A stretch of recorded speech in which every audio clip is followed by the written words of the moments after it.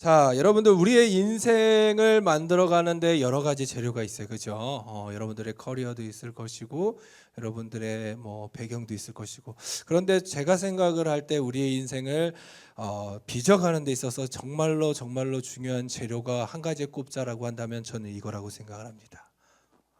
우리 오늘 말씀하고도 연관이 있는데 뭘까요? 뭘까요? 바로 기억입니다. 기억. 어떤 것을 기억하느냐에 따라서 여러분들 그 사람의 삶의 태도, 또 그 사람의 앞으로의 나아가는 방향성, 더 나아가서 그 사람이 맞이하게 될 삶의 결과가 달라지게 된다는 거예요. 여러분들 한번 생각해 보세요. 여러분들의 삶에 빚어가는 그 삶의 여정 속에서 여러분들의 기억이 좋은 기억을 가지고 그 삶을 빚어가는 사람은 어떻습니까? 분명히 그 삶이 긍정적이고 밝은 면을 보이게 될 거예요. 그런데 반대로 여러분들의 삶을 빚어가는 그 형성이 여러분들 안 좋은 기억, 실패한 기억, 아프고 힘들고 쓰라렸던 기억들로 빚어가는 사람들은 어떻습니까? 늘 매사가 부정적이고 어두운 사람이 되어갈 것이다 라는 거예요. 여러분들 우리 사람의 기억도 여러분들 한 사람의 인생에 이렇게 큰 영향력을 끼치는 것처럼 한 나라, 한 가정도 마찬가지이다라고 생각을 합니다. 여러분들 독일은요 2차 세계대전 이후에 자신들이 했던 그 모든 만행들을 기억하기 위해서 어떻게 합니까? 수용소, 어치비치 수용소를 만들고 전쟁 박물관을 만들고 후대 사람들에게 너희들은 절대로 이러한 만행을 저지르면 안 돼 라고 그들은 기억한다라는 거예요. 그런데 반대로 여러분들 일본은 어떻습니까? 야스쿠니 신사를 만들어 놓고요 그들의 이 행한 일들에 대해서 감사하고 존경하고 그들은 어떻게 해요? 그러한 삶을 어쩌면 꿈꾸는지도 모르겠습니다. 2차 세계대전의 이 전범국이라고 하는 사실은 여러분들 독일과 일본은 동일해요. 그러나 그들은 서로 다른 기억의 끈을 잡고 그들의 삶을 이끌어가는 것을 보게 됩니다. 여러분들 이처럼 오늘 말씀의 키워드는요 바로 기억이라는 거예요. 우리가 함께 살펴봤던 말씀 가운데도 그 주님이 우리에게 무엇을 명령하십니까? 너희는 기억하라. 기억, 바로 기억하는 것이 오늘 말씀의 키워드라는 것이죠. 여러분들 오늘 말씀을 우리 9절과 10절을 다시 한번 읽어보기를 원합니다. 함께 있습니다. 시작. 너희는 옛적 일을 기억하라. 나는 하나님이라. 나 외에 다른 이가 없느니라. 나는 하나님이라. 나 같은 이가 없느니라. 내가 시초부터 종말을 알리며 아직 이루지 아니한 일을 옛적부터 보이고 이르기를 나의 뜻이 설 것이니 내가 나의 모든 기뻐하는 것을 이루리라 하였노라. 아멘. 여러분들 기억한다라고 하는 이 단어의 원어는요 히브리어로 자카르라고 하는 단어를 사용합니다. 자카르. 이 단어가 가지고 있는 것은 오늘 본문의 말씀처럼 기억하다라고 하는 표면적인 의미를 가지고 있어요. 그러나 내면적으로는 조금 더 깊은 의미를 가지고 있는데 그 의미가 뭐냐? 마음의 색이라는 거예요. 기억하라라고 하는 것은 단순히 떠올리는 것이 아니라 회상하는 것이 아니라 그 일을, 그 약속을 마음에 새겨라라고 하는 뜻을 가지고 있어요. 한마디로 말해서 권면할 때, 권고할 때 쓰이는 뜻입니다. 그리고 또 다른 의미는 무엇이냐면요 바로 부르다라고 하는 의미로 해석되어진다라는 것이죠. 다시 말해서 여러분들 이 히브리어 자카르 기억하다라고 주님께서 우리에게 명령하신 의미는요 단순히 회상하는 정도로 끝나는 것이 아니라 우리의 모든 삶 가운데 주님이 어떠한 일을 행하셨고 어떠한 말씀을 우리에게 하셨는지를 묵상하고 회상하고 우리의 모든 삶에 다시금 그 말씀이 살아날 수 있도록 우리가 일깨워 적극적으로 능동적인 영적인 행위를 행할 수 있는 명령이다라는 거예요. 멈춰있는 과거의 회상이 아니라 바로 오늘을 살아가고 있는 우리의 모든 삶의 관계를 다시금 살리고 하나님의 온전한 뜻을 이루기 위해서 움직이는 단어가 여러분들 바로 자카르 기억하라라고 하는 단어입니다. 여러분들 성경에서는요 이 단어가 계속해서 반복해서 쓰이고 있어요. 창세기를 보면은 하나님이 노아를 어떻게 해요? 기억하시더라 라고 말합니다. 하나님이 언약을 기억하시더라. 그런데 여러분들 이 기억하시더라 라고 하는 것에는요 공식이 따라온다라는 거예요. 하나님께서 기억하시더라 라고 하면 여기서 다음에 이어지는 공식은 무엇이냐? 무엇이 따라오느냐? 놀랍게도 그 다음에 언제나 하나님의 행동이 따라오더라라는 것입니다. 창세기 3장을 보면 하나님이 노아를 기억하셨을 때 어떻게 됩니까? 그 모든 홍수의 물결이 멈추고 다시 한번 새로운 땅이 열리는 것을 보게 됩니다. 하나님이 이스라엘을 기억하셨을 때요, 그 이스라엘에게 약속했던 430년의 모든 시간이 지나고 나서 출애굽하는 문이 열리는 구원의 역사가 이루어졌다라는 것이죠. 그러니까 여러분들 이 자카르는 이렇게 우리가 생각해야 한다라는 거예요. 이제 나는 너희를 절대로 잊지 않았어. 내가 너희에게 했던 말을, 내가 너희에게 이전 가운데 행했던 그 모든 일들을 내가 다시금 어떻게 해요? 떠올리게 해줄 거야. 이제 내가 다시 그 일을 시행할 거야 라고 말씀하고 있다는 것입니다. 여러분들 오늘 말씀은요 이스라엘 백성들이 바벨론 70년간의 포로 생활을 하게 되었어요. 여러분도 한번 생각을 해보십시오. 당시의 사람들이 살아갈 수 있는 한 세기가 한 대략 40에서 50년 정도라고 본다라고 한다면 한 세기를 넘어서는 시간을 그들은 포로 생활로 맞춰야 했다라는 것입니다. 10년이 가고 20년이 가고 50년이 세월이 지나도 그들은 아직까지 하나님의 때가 이르러지지 않았기 때문에 해방의 기미가 전혀 보이지 않는 그러한 때를 맞이하고 있었다라는 거예요. 그때 여러분들 이스라엘 백성들이 무엇을 생각합니까? 자신들이 믿어왔던 의지했던 그 하나님이 얼마나 무능하기에 우리를 이토록 멸망받는 길 가운데 놓고 있느냐, 이러한 비참한 생활을 하게 하느냐라고 하나님 앞에 그들은 믿음을 가지지 못했다라는 것입니다. 하나님을 원망하기 시작했다라는 거예요. 과연 자신들이 믿고 있는 그 하나님이 정말로 이곳에서부터, 이 바벨론에서부터 우리를 해방시킬 수 있는, 다시금 우리의 모든 고향으로 돌아가게 할 수 있는 그런 능력을 갖춘 분인가 라고 의심하기 시작했다라는 것입니다. 이스라엘 입장에서 보면 어떻게 보면 여러분들 철저히 실패하고 하나님께 버림받은 기분이 드는 것은 어쩌면 당연할지도 모르겠습니다. 그래서 이사야서 49장 14절에 보면 이스라엘이 하나님께 이렇게 말해요. 오직 시온이 이르기를 여호와께서 나를 버리시며 주께서 나를 잊으셨다 하였거니와. 그런데 여러분들 이 항변에 대해서 주님은 그들에게 뭐라고 말하느냐? 이사야서 40편 27절에 보면 이렇게 말합니다. 야곱아 어찌하여 내가 말하며 이스라엘아 내가 이르기를 내 길을 여호와께 숨겨졌으며 내 송사는 하나님께서 벗어난다 하느냐라고 주님은 오히려 그 이스라엘에게 반문하고 있다는 거예요. 여러분들 너무나 기나긴 세월 동안 그들이 다시 한번 바벨론의 억제 가운데 노예 생활을 하면서 하나님께 버림받았다라고 드는 생각은 어쩔 수 없을 것입니다. 그런데 여러분들 따지고 보면요, 그들은 버림받았기 때문에 포로 생활을 한 것이 아니라 그들 스스로가 하나님을 버렸기 때문에 하나님으로부터 떨어져 나가게 되어졌다라는 것입니다. 이사야서 31장 1절을 보면 이렇게 말해요. 도움을 구하러 애굽에 내려가는 자들은 화 있을진저 그들은 말을 의지하며 병거의 많음과 마병의 심히 강함을 의지하고 이스라엘의 거룩하신 이를 앙모하지 아니하며 여호와를 구하지 아니하니라. 여러분들 오늘날 지금 그들이 맞이하게 된 그 모든 심판은요, 하나님을 의지하지 아니하고 세상을 의지한 결과이다라는 거예요. 여러분들 오늘 이 심판이 임하기까지 구약 성경을 여러분들 살펴보게 되면 얼마나 기나긴 세월 동안 많은 선지자들을 통해서 회유시켰는지 우리는 알 수 있지 않습니까?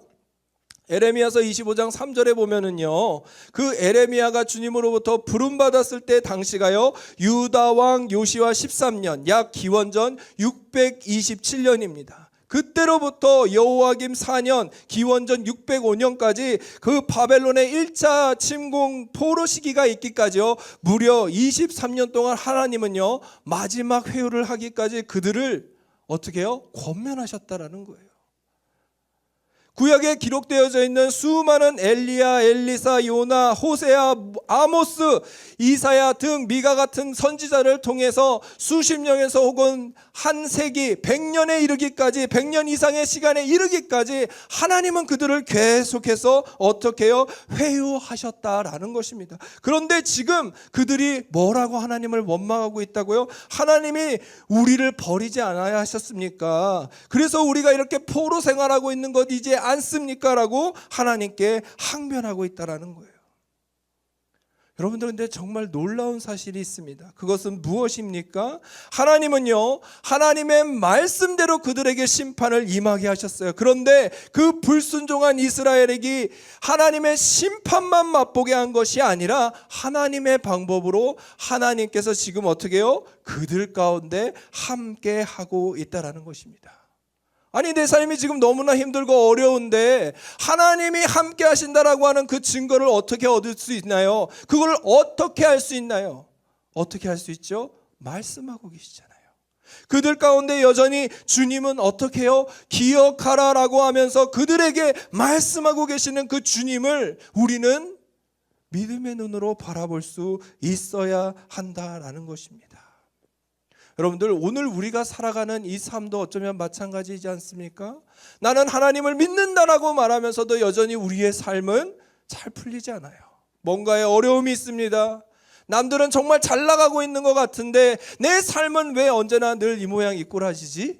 라고 하는 생각이 우리의 마음을 답답하게 할 때가 있잖아요. 그때가 여러분들 어떠한 때라고요? 다시 시작할 때이다라는 거예요. 무엇을 다시 시작해요? 하나님의 말씀으로, 하나님께서 우리에게 주신 약속으로 돌아가기 위해 준비하는 다시 시작할 때임을 기억해야 한다라는 것입니다. 여러분들, 우리가 그러한 삶을 살아갈 때 우리가 기억해야 될 것, 우리의 마음에 새겨야 될 게 무엇입니까? 여러분들 한번 따라해 보기를 원합니다. 구원하시는 은혜를 기억하라. 많은 것들을 우리가 기억해내야 하지만 여러분들, 이스라엘 백성들이 가장 먼저 기억해야 할 것은 무엇이냐면요, 바로 출애굽 사건입니다. 여러분들, 그들이 애굽으로 내려갈 때 야곱의 가족들 수만 내려갔어요. 그때 성경 가운데 기록되어져 있는 수는요 대략 한 70명 정도 내려갔습니다. 그런데 그곳에서 그들이 400년이라고 하는 시간을 지내고 나왔을 때 기록되어져 있는 말씀 가운데 인구수가 60만 명이래요. 20세 이상 남자들만 추려졌을 때 여러분들, 모든 사람의 숫자를 다 추산해 보면 대략 한 200만 명 정도 되었을 것이다라고 추정을 합니다. 70명으로 내려가서 여러분들 400년이라고 하는 시간 동안 그들은 돈 한 푼 들이지 않았어요. 물론 그들의 삶 가운데 노예의 삶을 살아가면서 어려움이 있었고 힘듦이 있었고 핍박이 있었습니다. 그러나 하나님은요 그 약속의 시간 동안 그들의 삶을 놀라울 정도로 번영을 이루어 가셨다라는 것이죠. 그리고 여러분들, 그들이 출애굽했던 그 사건들을 한번 기억해 보세요. 인간이 생각할 수도 없는 놀라운 방법으로 그들을 인도해내지 않습니까? 하나님은요 그 출애굽을 하기 위해서 10가지 재앙을 통해 구원해 주십니다. 그뿐만이 아니에요. 믿음 없는 그들을 홍해 앞에 세우시고요, 홍해를 가르셔서 그 하나님의 전능하심을 보입니다. 광야에서 먹을 것이 없다라고 투정 부리는 그들에게요, 하나님은 만나와 메추라기를 내어주시고요, 그 땡볕 같은 그 불볕더위 가운데 구름 기둥으로, 또 밤에 그 오한이 될 정도로 추운 그 겨울날씨 같은 밤 가운데는요 불기둥으로 그들을 보호하셨다라는 거예요. 여러분들, 이러한 사건들을 통해서 결국 하나님은 무엇을 이룩하십니까? 그 하나님께서 약속하셨던 가나안의 정착을 그들에게 일구어 내신다라는 거예요. 자신들이 지금 이렇게 모든 것들을 감당하고 있는 모든 것들이 하나님에 의한 것이 아니라 자신들에 의한 것이지만, 이 모든 삶을 이끌어가는 과정을 되돌아봤을 때 여기까지 온 것이 하나님의 은혜이고 여기까지 온 것이 하나님의 능력이자 축복이었다라는 것을 그들은 기억해야 한다라는 거예요.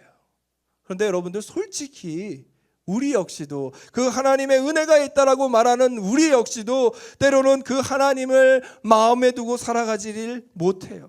하나님의 은혜를 기억하지 못하고 하나님을 잊어버린 채 살아갈 때가 얼마나 많이 있느냐라는 겁니다. 여러분들, 그렇다면 왜 우리가 그 하나님을 잊어버리고 살아가게 되는 걸까요? 저는 이렇게 생각을 합니다. 하나님께서는요, 우리를 부르실 때 조건이 있어요. 그 조건이 여러분들 뭘까요? 내 뜻, 내 바람을 이루는 것이 아니라 이제는 하나님에 속해서 하나님의 뜻과 하나님의 온전한 나라의 확장을 위해서 우리들을 부르셨는데 우리는 여전히 관심이 어디에 있어요? 세상 것 가운데 있기 때문에 하나님이 주신 것이 복이다라고 생각을 하지 아니하고 세상 사람들이 말하는 것들이 복이다라고 느끼기 때문에 우리는 세상 것에 기웃기웃거리다 하나님을 잊고 살아갈 때가 너무나 많이 있다라는 것입니다. 그런 우리들을 일깨워 주시는 분이 누구예요? 바로 우리를 위해 십자가의 대속의 은혜를 베풀어 주신 하나님인 줄 믿습니다. 여러분들 8절 말씀을 보세요. 뭐라고 말합니까? 너희 패역한 자들아 라고 말하잖아요. 12절에 보면 마음이 완악하여 공의에서 멀리 떠난 너희여 라고 말하고 있어요. 여러분들, 감히 누가 사람에게 패역하고 포악하고 악하고 공의에서 멀리 떠난 죄 중에 빠진 죄인이다 라고 고발할 수 있겠습니까? 오직 공의로우신 하나님만이 이 권리를 가지고 우리를 판단하실 수 있는 줄 믿습니다. 그렇다면 여러분, 우리가 분명히 신앙생활을 하면서 반드시 기억해야 할 것이 있다라는 거예요. 그것이 무엇이겠습니까? 주님의 부르심은요, 우리의 만족과 우리의 꿈을 위해서 부르시는 부르심이 아니다라는 거예요. 내 행복이나 만족을 위해서 하나님은 우리를 부르신 것이 절대로 아니다라는 것입니다. 하나님께서 부르시는 그 이유는요, 바로 우리의 만족보다 우리의 이상을 이루는 것보다 하나님의 뜻이 성취되어지는 것을 더 중요하게 여기신다라는 사실을 우리는 반드시 기억해야 한다라는 거예요. 그것이 여러분들, 우리가 하나님의 은혜에서, 하나님의 복음에서, 하나님의 구원의 은혜에서 벗어나지 아니하는 유일한 길입니다. 여러분들, 오늘 10절에 보세요. 뭐라고 말합니까? 마지막 절에요. 나의 뜻이 설 것이니 내가 나의 모든 기뻐하는 것을 이루리라. 여러분들, 이것이 바로 하나님의 뜻이다라는 것입니다. 많은 사람들이요, 하나님을 믿으면서 착각하는 게 있어요. 내가 하나님을 통해 행복한 삶을 살아가겠다. 물론 하나님 안에서 온전한 믿음을 갖고 살아가면 행복해질 수 있어요. 왜? 죄 구속에서부터 벗어나 참된 자유를 누리고 살아갈 수 있으니까. 그런데 많은 사람들이요, 하나님이 주신 그 은혜가 아니라 내가 택한 그 은혜를 가지고 하나님을 이용하려고 한다는 거예요. 그러면 여러분들, 우리의 삶은, 우리의 신앙생활은 어떻게 됩니까? 점점점 괴리해질 거예요. 왜? 내가 바라는 뜻이 이루어지지 않거든요. 내가 바라는 목표가 성취되어지지 않거든요. 하나님은 분명히 말씀하십니다. 뭐라고요? 나는 만홀히 여김을 받지 아니한다라고 말씀하시잖아요. 만홀히 여김을 받지 않는다. 나는 너희의 속의 마음 가운데 중심이 어떠한지를 알고 나는 절대로 너희의 그 거짓 가운데 있는 마음에 속지 않으하는 하나님이다라고 말씀하신다라는 거예요. 여러분들, 때로 우리가 우리의 욕심으로 인해서 눈이 가려지고 귀가 가려지고 아무것도 보지 못하고 사리 분별을 하지 못할 때 하나님께서 반드시 우리로 하여금 기억나게 하시기 위해서 사용하시는 방법이 무엇입니까? 바로 고난이다라는 것입니다. 때로 우리의 삶에 환난을 허락하실 때가 있다라는 거예요. 내 만족과 행복만을 추구하며 살아가는 우리의 길 가운데 하나님께서 제동을 거시고 너 다시 돌아와 라고 말씀하시는 방법이 바로 고난이고 역경이고 우리의 모든 삶에 원치 아니하는 어떠한 사건이 될 수 있다라는 것입니다. 여러분들, 그러면 우리의 마음 가운데 그런 의구심이 들지 않습니까? 아니, 무슨 놈의 하나님이 사랑의 하나님이고 은혜의 하나님이고 공의의 하나님이고 그림자조차도 변치 아니하시는 긍휼을 가진 하나님이라고 하시는데, 그 하나님의 뜻을 위해서 우리에게 고통을 주시고 고난을 주시면 그 하나님이 도대체 어떻게 공의로우신 분이야, 사랑이 많으신 분이야 라고 우리는 그렇게 생각할 수도 생각할 수도 있을 것 같아요. 그러나 여러분들, 우리가 분명히 알아야 될 것이 있습니다. 왜 주님이 이 땅 가운데 오셨냐라는 거예요. 이 땅 가운데 우리의 삶이 번창하고 잘 사는 것이 아니라요, 바로 우리가 죄 가운데 죽을 수밖에 없는 우리를 구원하셔서 영원한 삶을 살아가게 하기 위해서 오신 줄 믿습니다. 존 파이퍼 목사님은 질병에 대해서 이렇게 말씀을 하세요. 하나님은 때로 그분의 백성들을 정화시키고 심판에서 구원하시기 위해 질병을 주실 때가 있다. 이는 정죄가 아닌 구원의 목적을 이루기 위한 은혜의 행위이다. 정죄가 아닌 구원을 이루기 위함이다 라고 말하고 있어요. 여러분들, 우리가 그러한 오해를 갖고 하나님을 바라보면서 하나님은 나를 싫어해, 내가 하나님께 그렇게 충성했는데 내 기도를 들어주시지 않아, 내 길을 열어주시지 않아 라고 생각하는 우리에게 오늘 들려주시는 말씀이 있다라는 거예요. 그것이 무엇입니까? 기억하라라는 거예요. 태초부터 우리를 계획하시고 이 땅 가운데 있게 하시고 그 하나님의 온전하신 뜻대로 살아가도록 우리를 부르신 그 주님을 기억하라라고 말씀하고 있다라는 것입니다. 여러분들, 우리가 온전한 신앙 생활을 해 나아가기 위해서는요, 무엇을 기억해야 합니까? 원인과 결과를 기억해야 한다라는 거예요. 우리 히브리서 12장 6절과 10절 말씀 띄워주시죠. 한번 함께 읽어보길 원합니다. 함께 읽어볼까요? 시작.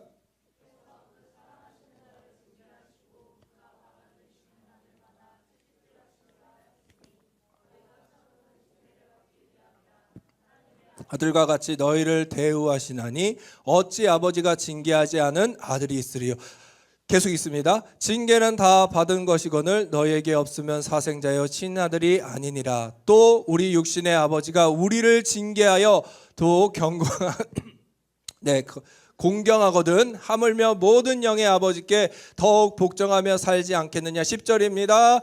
그들은 잠시 자기의 뜻대로 우리를 징계하였거니와 오직 하나님은 우리의 유익을 위하여 그의 거룩하심에 참여하게 하시느니라. 아멘이신가요? 여러분들, 하나님이 우리에게 삶의 때로 고난을 주시는데 그 고난을 주시는 것은 하나님의 의가 아니다라는 말씀이 있습니다. 하나님의 의도를 가지고 우리에게 고난을 주시는 것이 아니라 그 고난을 통해서만이 우리가 깨닫고 돌아올 수 있기 때문에 하나님은 어쩔 수 없이 그것을 선택하신다라는 거예요. 여러분들, 아버지의 입장에서요, 자식을 훈육할 때요, 자식을 때려야 될 때가 있습니다. 그 마음이 여러분들 얼마나 아픈지 아세요? 제가 어저께 밤에요, 태윤이를 때렸어요. 하지 말라고 몇 번 거듭 얘기했는데 계속 하니까 얘를 가만히 두면 조만간 누구 하나 다칠 것 같아서 어쩔 수 없이 매를 들었습니다. 근데 여러분들 한번 생각해 보세요. 제가 너 맞아 이거 몇 번 해봤을까요? 5번. 그런데도 안 들으니까 어떻게 해요? 들었어요, 매를. 근데 때리고 났는데 여기가 이렇게 줄이 쫙 가 있어요. 제가 여러분들 그 줄간 이 상처를 보면서 무슨 생각이 들었겠습니까? 아버지 입장에서 진짜 말만 좀 들으면 내가 안 때리고 싶은데 속상해요. 부모 입장에서 여러분들 그 자식을 때린다라고 하는 게요, 무슨 세디스트도 아니고 그거 쾌락을 느낄 사람이 누가 있겠습니까? 그죠? 정말 마음이 아프고 정말 그렇게 하고 싶지 않고 몇 번의 회유를 하는데도 계속 두면 다칠 것 같으니까, 어긋날 것 같으니까 결국은 매를 들게 되더라라는 것입니다. 여러분들, 하나님 마음이 바로 이와 같다라는 것이죠. 그런데 여러분들, 오늘 말씀 가운데 보면요, 주님은 형벌 가운데 그들의 죄 가운데 그들의 죄값을 받도록 가만히 내버려 두시는 분이 아닙니다. 어떻게 해요? 그 자리 가운데도 함께 하시고 그들에게 말씀하시고 그들에게 다시 한번 약속을 일깨워 주시는 분이다라는 거예요. 여러분들, 우리가 두 번째로 기억해야 될 것이 무엇입니까? 따라합니다. 찾아주시는 은혜를 기억하자. 3절의 말씀을 보면 이렇게 말합니다. 야곱의 집이여, 그리고 마지막에 나를 들을지어다 라고 말하고 있어요. 11절에 보면은요, 내가 동쪽에서 사나운 날짐승을 부르며 먼 나라에서 나의 뜻을 이룰 사람을 부를 것이라. 누구를 이야기합니까? 그들을 압제하고 그들을 노예 삼을 페르시아 왕 고레스를 이야기하고 있는 거예요. 하나님께서는요, 하나님의 온전하신 뜻을 위하여 반드시 그들을 향하여 회초리를 드시겠다라는 것입니다. 12절 말씀, 마음이 완악하여 공의에서 멀리 떠난 너희여 내게 들으라. 그럼에도 불구하고 주님은요, 그들을 포기하지 아니하십니다. 그들에게 다시금 찾아가요. 그리고 다시금 그들에게 말씀하시는 겁니다. 우선 구약의 역사를 살펴보세요. 하나님은 부지런히 그들을 때리기 싫어서, 그들을 혼내기 싫어서 선지자를 보내지 않습니까? 무려 100년이 넘는 시간 동안. 그런데 그 선지자들을 보낼 때 잠깐은 반짝하는데 결국은 그들이 패역한 길로 다시 가더라라는 거예요. 그 선지자들을 통해서 이루지 못한 그 모든 구원을요, 주님은 어떻게 하십니까? 결단하셨어요. 어떻게 해요? 하나님의 외아들 예수 그리스도를 이 땅 가운데 우리를 위해 주심으로 그 모든 것들을 이제는 어떻게 해요? 종결시켜 버리겠다라는 거예요. 그 해결책을 바로 예수 그리스도를 통해서 이루신 줄 믿습니다. 여러분들, 로마서 3장 25절과 26절 말씀입니다. 우리 한번 함께 읽어볼게요. 띄워주세요. 시작.